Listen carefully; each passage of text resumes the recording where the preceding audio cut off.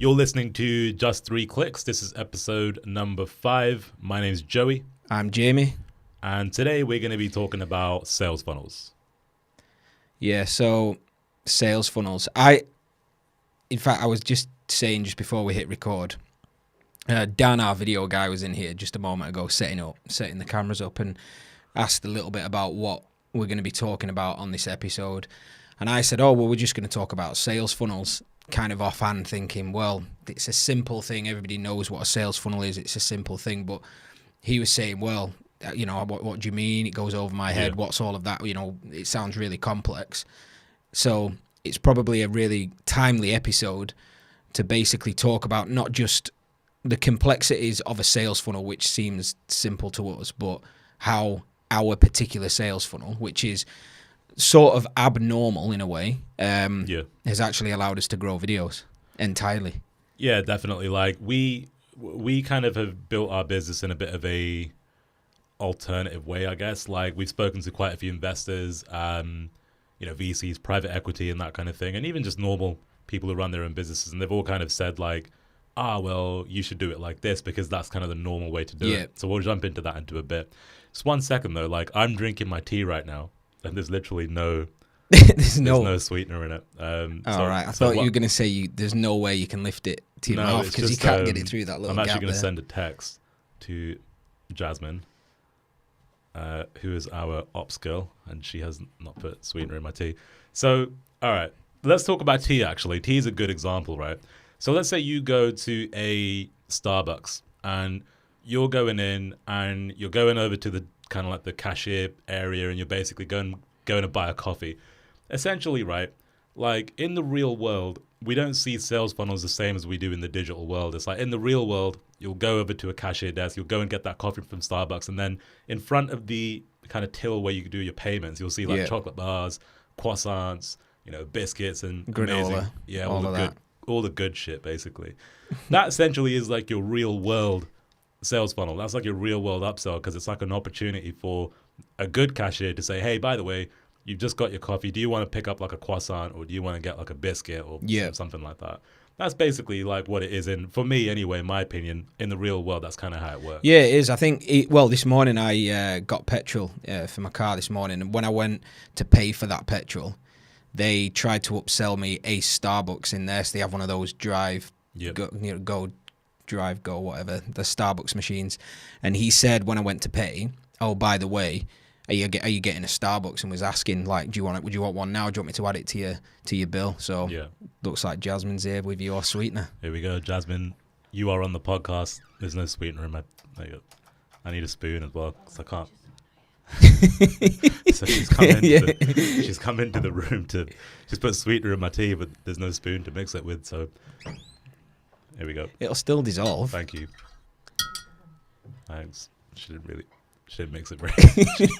She just kind of done that one motion of spin in the tea. Anyway, rolling on the bottom now.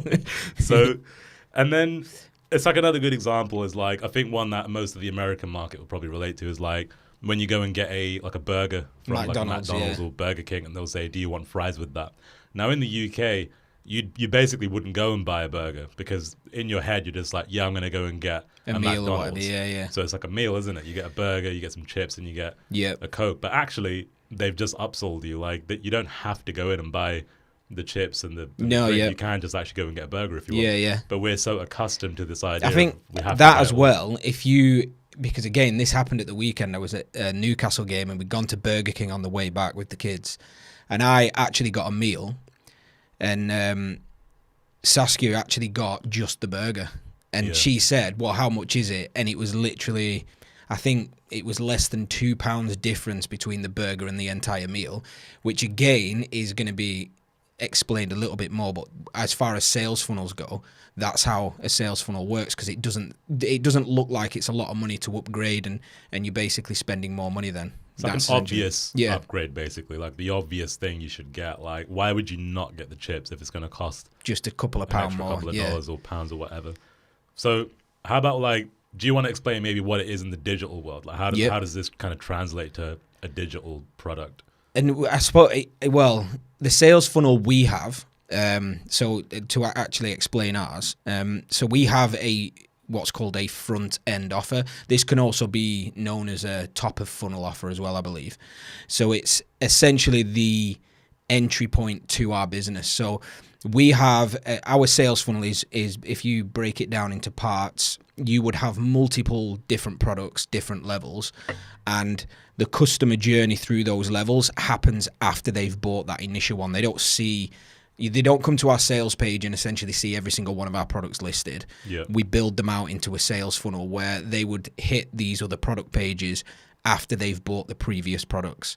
So our actual sales funnel, the main one, the one we probably built the business around predominantly was just two different levels, which was the front end level, which actually it's probably worth explaining this price point as well. We have two different licenses for the same product. So Viddyoze.com is a personal or a commercial license.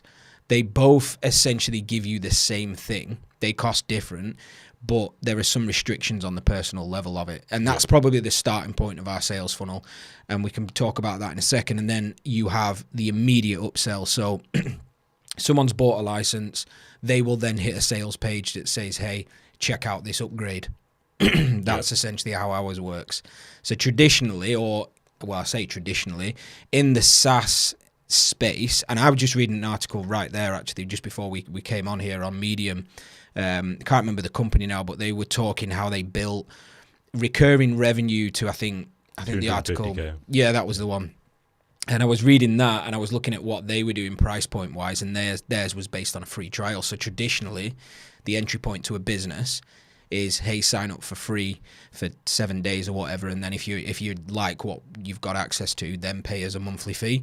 Whereas we didn't do that. Ours is pay us up front, and then if you like what we've got and you want more of it, you can subscribe to our monthly template club, which is what it is. Yeah, and I think one of the big reasons, and I think I've learned this over the kind of last 4 or 5 months as we've spoken to VCs and PEs and stuff, that a lot of these big investment firms really like to see users. Yeah. Like they like to see the way they justify and prove that an idea works is if there's like interest. Yeah. And interest is measured by the amount of users they're basically getting into this app. So most companies will kind of get investment, they'll build the product and they do the free trial to prove the concept to the investors and say, look, we've got thousands of people signing up every month. So that means that you've basically made a great investment. But that might not necessarily be the case because users aren't necessarily the key metric, not in our business anyway. No.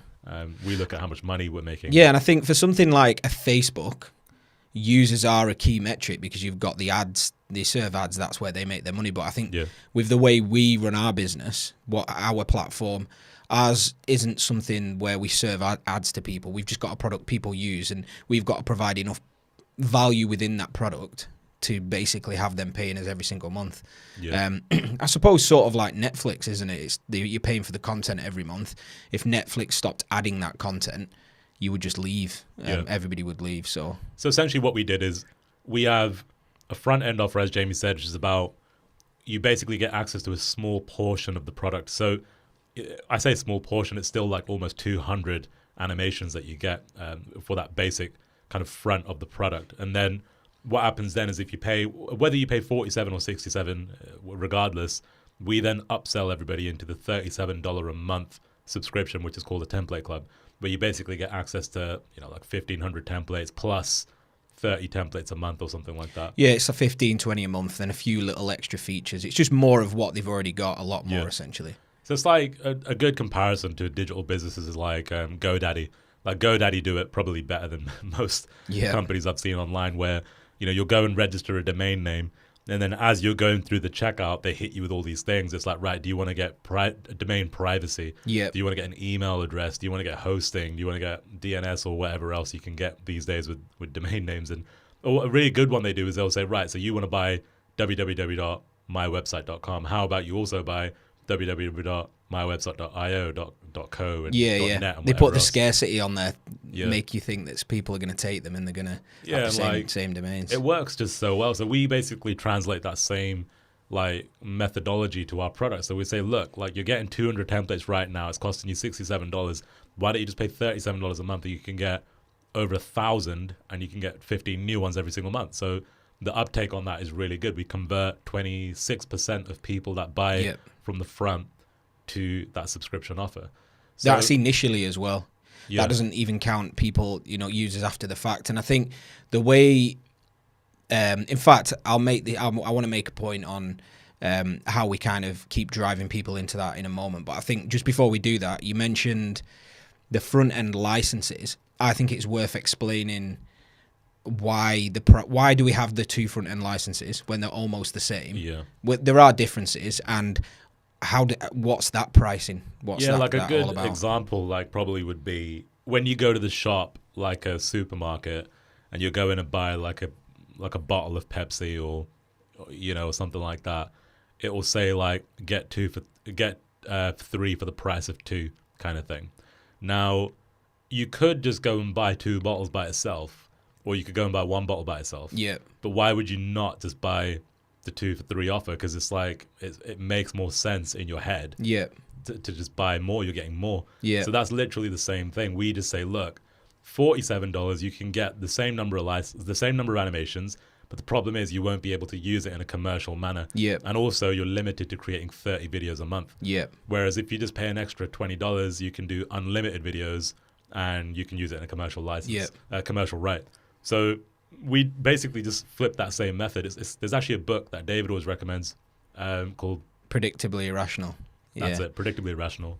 It's good, that one. Which Dan O'Reilly, is it? I don't know if I pronounce his name right, but that's the book. Okay. So essentially, like, the idea there is, you're basically trying to use essentially just a psychological ploy, almost like an ethical bribe, to say to someone, look, like, you can take this cheaper offer, but you may as well take this one because it's just worth so much more. And we only convert, like, I don't know, probably 2 to 3% of people on the lower end, on the lower end version. So, and we know that we do it on purpose. So we already know that this one is not going to sell, but the reason we put it there is because we know it's going to sell the other one more, basically. Yeah, it builds more value in that front end offer as well. It allows us to almost like a decoy, where you're looking at right, this platform Viddyoze can allow me to create these great videos.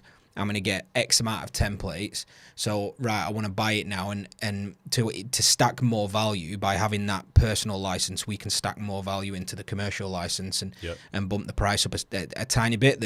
And again, they're getting way more for the money, anyone that purchases that license. But it isn't just the software. They're getting all of these extra, in their mind, and it's true, they get all of these extra benefits. And it makes I suppose it helps with conversions as well. Yeah, 100%. So that's basically our top of funnel, if you want to call it, or that's our front end. So we drive people into that offer.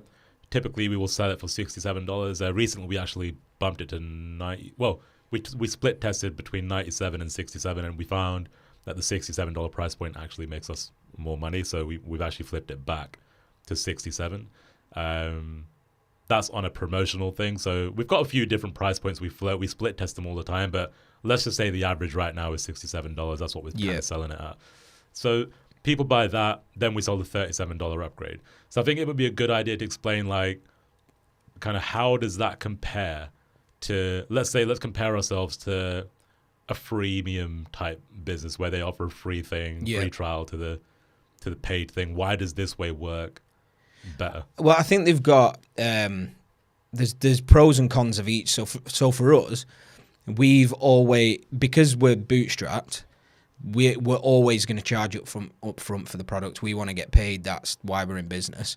So from the very beginning, it was, right, we will charge X amount for the product. And we, as far as the actual price of the license as well for what you get, it's a lifetime fee, so there's no recurring. So again, going to that point of a psychological decision from a buyer, we're not asking them to sign up for a monthly or a yearly commitment right there and then on the front page. It's, look, pay once, you get access, you can create whatever you want.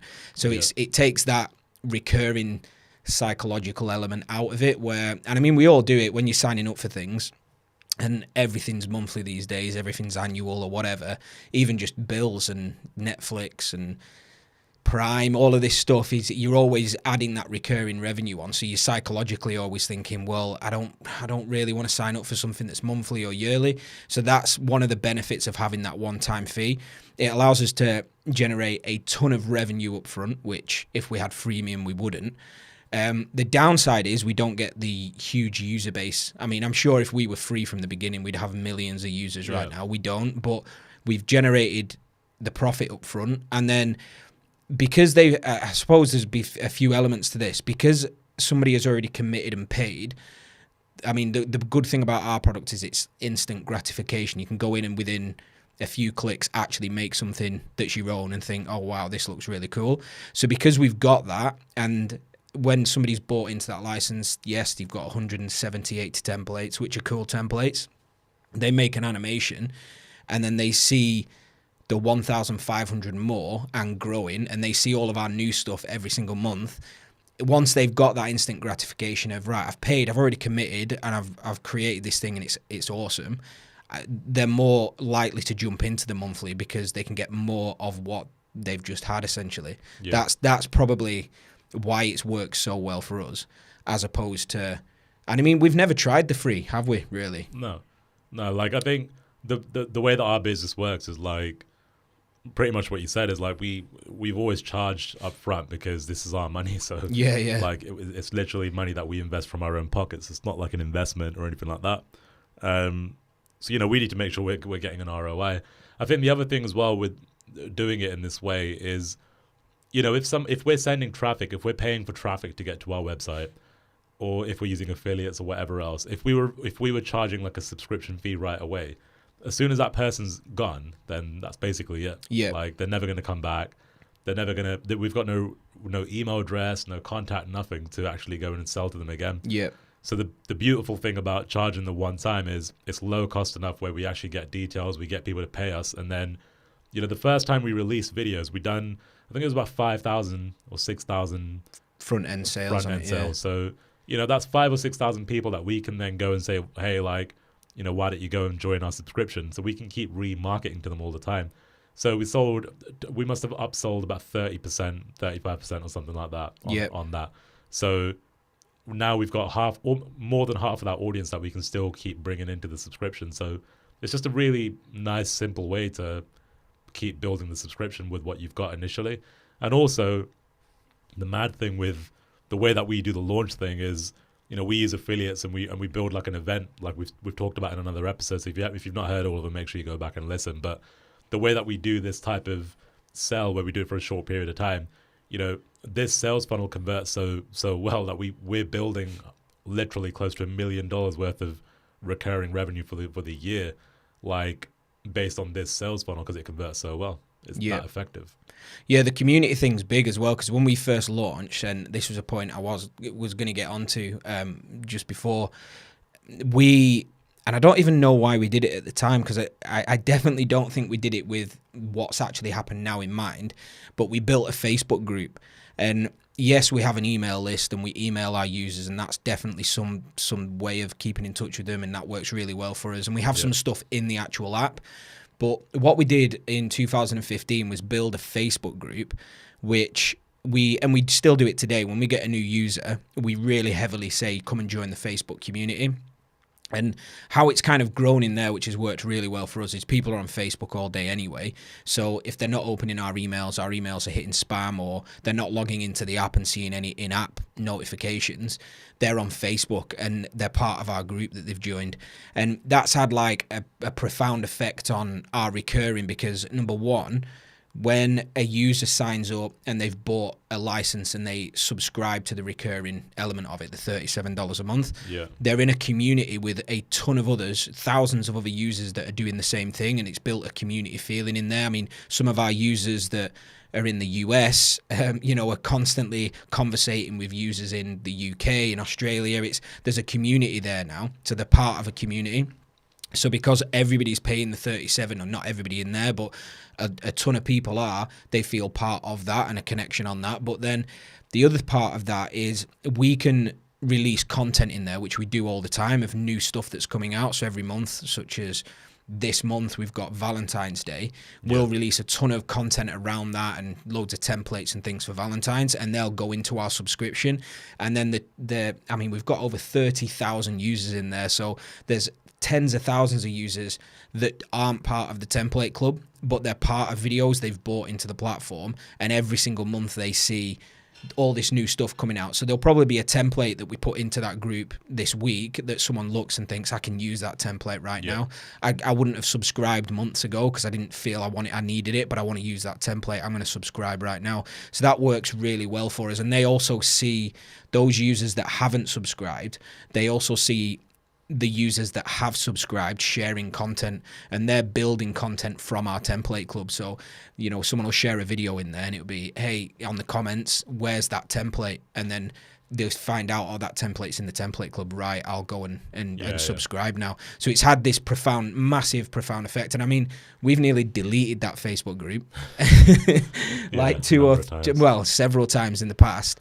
Very early on, when it just seemed to be just a support channel, and we've managed to we've managed to maneuver it now in a way where it's just a really good resource for all of our users. Yeah, definitely. Like, I think as well, the way that we've kind of done this and set the funnel up, like, it's not like we thought, right, like, we're not going to get investment, so we're going to do it like this. It's just that this is the way we knew how to do it. Yeah. So it wasn't a case of like we were saying no to investors. It was just like, this is the method we know, so we're going to go and do it. And now that we look back at it, it's like worked out to be a really good thing for us. And every time we go and create a new version of the platform, or we want to go and do a new big promotion, we pretty much use the exact same flow. So we did Viddyoze 2.0. It's the second time we did it. And, exact same strategy. We had a small window where we sold it with our affiliate partners, and exact same sales funnel. We done $47.67 on the front end with a $37 upsell, and we've done the exact same thing. And also, another thing you can do as well with the sales funnels, you can add more than one thing. Like, I was going to say downsells. Yeah. It's probably worth you explaining, I suppose, about downsells, because you've reintroduced one of them fairly recently with the template pack in the new pay-per-click funnel we've got, and kind of what a downsell is and how that works. Yeah. So I can't think of any good real-world examples, but like in our business, the way we do it is like you're buying 170 or 180 templates when you buy the first license, right? So that's when you go to viddyoze.com, that's your basic kind of entry point into our business. Then we hit you with an upgrade and say, look, $37 a month, you can get Template Club. So you can get all of our templates, everything that we got. Now, typically, like if somebody says no, it's probably because they don't want to spend $37 a month. Like they don't want to have a subscription, or maybe they think I don't really need all of that stuff and all of that. So what we do is we say, okay, well, if you don't want the Template Club, so when they click away from Template Club and they say, well, no thanks, I don't want this, we hit them with another page and basically say, look, like instead of paying $37 a month, why don't you pay $47 one time, and we'll add an extra 40 or 50 templates or something like that into your product. So now instead of the 180, they've got like 230 or 240. So what we do is we just try to eliminate the objection with that downsell. So if people don't want a subscription product, then we say, well, hey, buy a downsell instead. Here's an additional thing you can buy. And then it might sound crazy when we say it, but when people buy the downsell, we upsell them again, and we say, look, like one more time before you go, you've now just upgraded and bought like 40 extra templates. Why don't you pay $1 and get Template Club for a whole 30 days or for a whole 7 days? Or we do it a couple of different ways, but what we're doing there is we're just conditioning the customer into spending money and basically nurturing them into the subscription. So they might not buy straight away. They might not buy on the initial sales funnel at all. They might say no to everything. But the whole idea is that you want to have all these different, I call them traps, I guess, where you're basically trying to capture the customer at one point or another. So, if you don't do upsells and downsells, you're basically just missing out. Yeah, because I think also as well, it's even though it can be perceived as all these different traps or whatever, all we're essentially doing is offering more of our product, because people have bought into videos for one thing. They want to create video. This works for us anyway. They want to create video. They've got the templates. It's natural they're going to want more of that. I mean, we get tons and tons of requests for free. When are you going to add templates, for everybody? And we do it every so often. But we really do keep that template club under a lock and key in a way, and keep it very I can't think of the word, exclusive, because that's what we can essentially upsell over and over again. And another example, we've kind of spun it differently recently as well. Over Christmas, we ran this thing over the December period, the 12 days of Christmas, we called it. And the 12 days of Christmas was an opportunity for us to give away gifts to all of our users, and we gave away templates and things. Yeah. But we spun the template club differently again. So we created what's called a festive pass, which is basically a one-time fee for access to the template club for X number of days. So it was $12 for 12 days.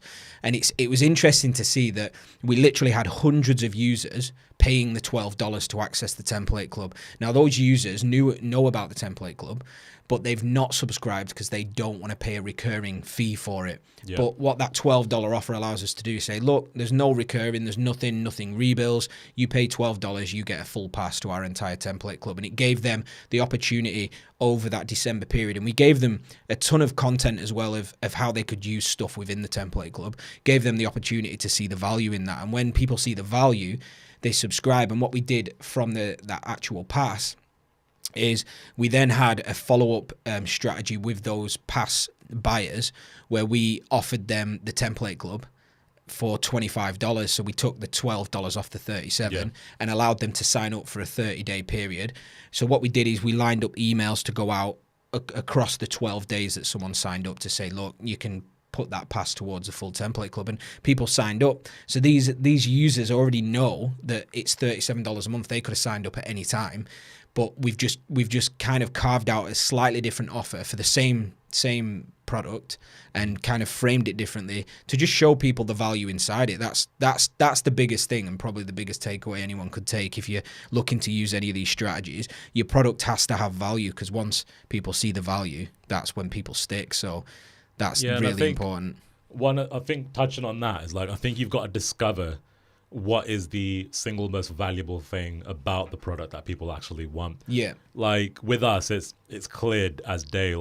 People just want more templates. They want more animations, because our product's really easy. It creates animations, and it's based on templates. Yeah. So people buy because they want the template. So literally, with the more templates we make, the more they want them, basically. So for us, the subscription's really easy. It's just we'll just get more of the same thing. Yeah. But I think that applies to any business. Because I know people personally. My PT, for instance, is he's been trying to create this course on. He's trying to launch an online business where he's teaching people how to get fit online. Yeah. So it's completely different. It's not software. It's it's just information, basically. Now he doesn't see how he could create this kind of thing. He doesn't see how you could create a recurring subscription, or how can you make a sales funnel out of information like that. Yeah. But it's so simple when you actually look at what information is. Yeah. It's in a lot of ways, information it's easier to do it with information than it is with software, because you can basically take all your really, really good knowledge and break it up into little parts. When I first started out, I used to teach people how to make videos online. So what I did was I taught people different stuff throughout the funnel. So at the start of my funnel, I would say, look, here's how you make a really simple video using just your laptop and a screen recorder. So it was really simple stuff. Now, if you pay me an extra $47 a month, I'll teach you how to make live videos with your camera. I'll teach you how to do webinar videos. I'll teach you how to do sales videos, write video scripts. And I give them all this extra stuff, basically, because I've got all this other value that I can offer. Yeah, I think you mentioned the PT one as well. Bodybuilding.com is one I've actually just subscribed to recently, so it's quite fresh. Now, going back a couple of years, bodybuilding.com had a major free resource, if you ever remember it, where you could go on there and think, right, I want a new workout plan. I'm going to choose, I want to gain size, I want to just get lean, or I want to lose weight. And then whichever you chose, it showed probably 10 to 15 bodybuilding athletes, men and women, that would tailor a plan on there, so they'd have their own personal plan. I think one on there was the Chris Gethin guy. He has a few on there. So you used to be able to get all of that for free. And then all of a sudden, I don't know when the change was made, because again, it was a couple of years ago when I was last on the site. But now you can't get any of that for free. So how they do it now is you go on there, they'll let you look and watch essentially, I mean, it is sales video content. You go on and you choose a bodybuilding athlete that you think, you know, has a nice sounding course, they look like you would want to look, and then you click on it, and they would have a sales video about the program they've got, and they would have all this stuff. And then to actually access the program, you can get a sample and look at a couple of sample exercises. You have to subscribe, but they do it with a free trial. Yeah. And then once you've subscribed, you're essentially paying monthly, and I think it's like £11 or something like that a month. And you'll get access to all of their content on there, and you'll follow one program. So the program will be, then you'll have the app, and you can go day by day, all the exercises, they do all your food, macros, all of that. And then a supplement guide as well of what supplements to take and when. And I thought when I was going to sign up for there, I thought, well, I'll sign up for the free trial and I'll get the workout schedule and I'll print it out and I'll just cancel it. But I've not done that. I've kept it because it's so easy to use with the app. But all that is information. I could probably find the same workout. I could find a workout that does the same thing for free right now on Google or YouTube. But the experience they've built around information is what's having me continue to pay monthly. Yeah, it's interesting to say that as well, because I think people value things if there's a price attached to it. Yeah. They value the thing a lot more. Yeah. That's a good point. Yeah, when it's like a free trial or something like that, sometimes people don't value it as much. Like I know that's been the case for me. Like when I go and shop for things, it probably sounds a bit pretentious, but it's just how my psychology works. Like, but I always naturally want to go and buy. If I see two things on Amazon, for instance, right, like I'll buy the more expensive one. Yeah. Just because in my head I think, well, that's probably the better one. Then. Yeah, better quality. And it's like it's just how we work. It's how our brains work. It's like we want to see price tags attached. And I think sometimes, but like when you do the whole free thing and you cut yourself short, you might be actually jeopardizing money that you could have been making. Yeah, I think on that point as well, that's the good thing with Viddyoze, because we've charged up front, people feel the need to immediately get something from that. So they're straight in, I need to build a video, I need to do this. And luckily our app's really easy to use, so that helps us with the upsells. So if you've got, like a SaaS app or you're building a business, you've got to think about that. Now, if you do a free trial, and a couple of examples of this past week, well, last week, I've been looking at a lot of our analytics, and I'm thinking, what I need to do now, we've got Google Analytics firing on all cylinders, but it's quite hard to read analytics unless you know what you're doing. So what we need to do now is look at what can we use out there that's going to create really nice looking dashboards with all the information we want, so we can just see every day what's happening. And I've probably looked at maybe 4 or 5 different services, all SaaS businesses that offer Google data dashboards and all sorts of different things, like things I've not even heard of before. And every single one of them has a free trial, which I've signed up for every single one of them, and not one of them I'm using right now. Yeah. And I think that might be down to the fact that maybe it's free, so the value in my head's not there. But then secondly, I've signed up for a couple in particular where I've signed in and it's not immediately apparent within 30 minutes how to use it and how to actually put all of it together. So now I'm like, I'm going to go and find another one. And I think that's important to look at when you're offering a free trial, or you do like we do and you charge for it. If you can't immediately have the user be able to use what you're actually selling, then you're going to lose them straight away. Yeah, like when you say that example of like looking at different like solutions, like I did that because recently we had a like our social media team, we use like a scheduling app. And when I was looking for like an option, there's a few different ones. You've got like Hootsuite and all the different things. And the problem that I personally found was like, because I can just get into them straight away, right?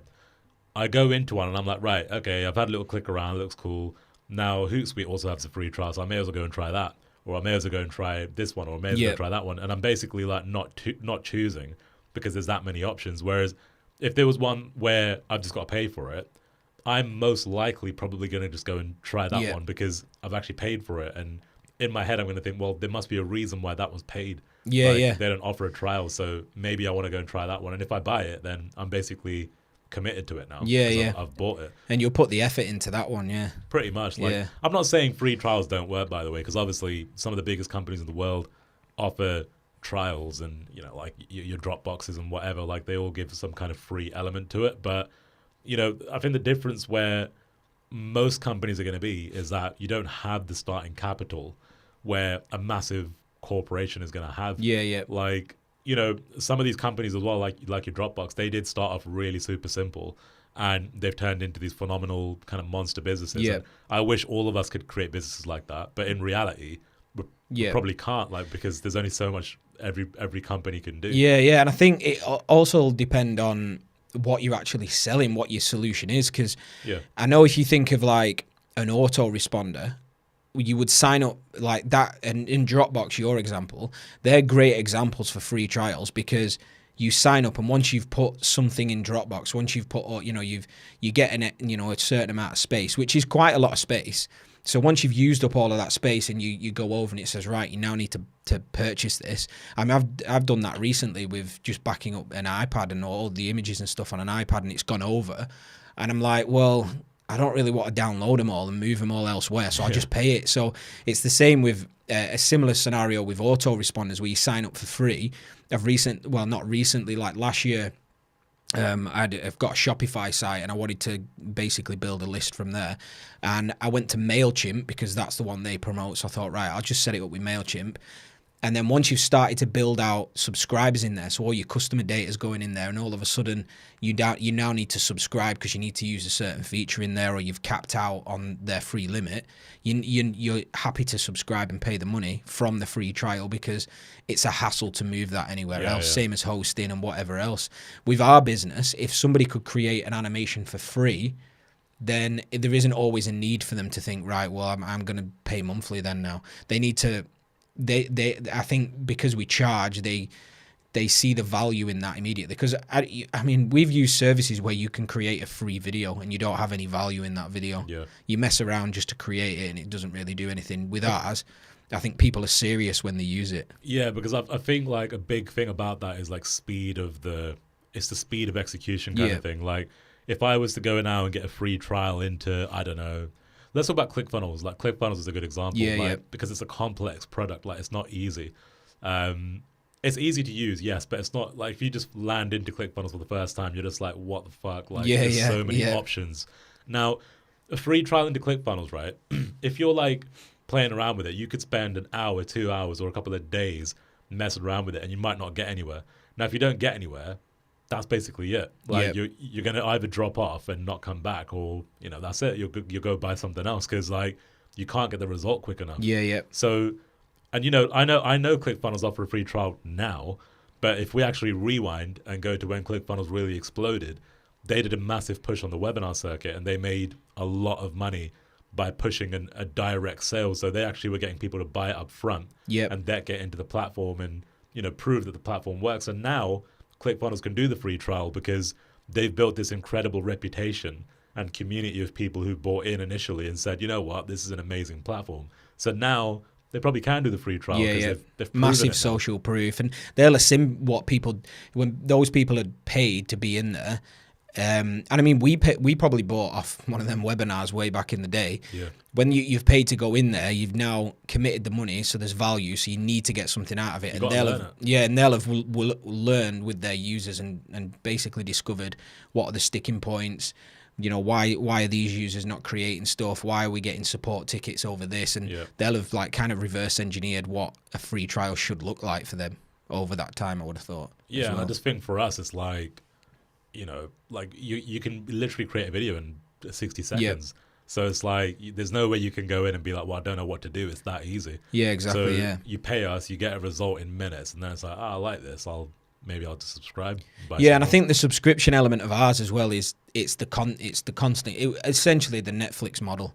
We pay monthly to Netflix because every month they release amazing content. They release new shows. I mean, we're into crime shows and all of that, like all of those new ones, and a new one comes on, and you just subscribe because you know there's going to be good stuff next month. Pretty much. So I guess like the takeaway from this really is like, if you are brand new to business, which most people listening to this probably are, or, you know, they're only just starting their journeys, like you really got to look at like how you can create a sales funnel out of what you've got. Like, especially if you're building software, I think, you know, don't try to build the most complex big thing.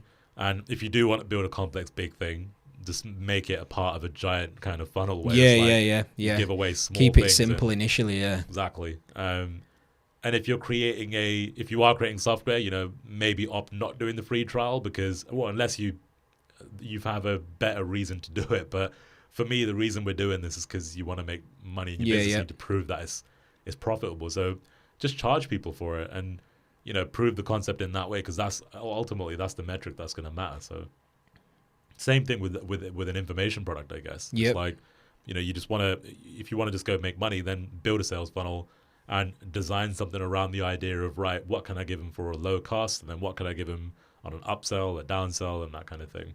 And if you need examples, just go and look at big companies. Look at what ClickFunnels do. Look at what GoDaddy and all these other big, massive players online, what they're doing with their businesses. It's always more of the same as well. Like if you look at, you mentioned before with your PT, easy sales funnel is you can offer something really low cost on the front end, a workout plan.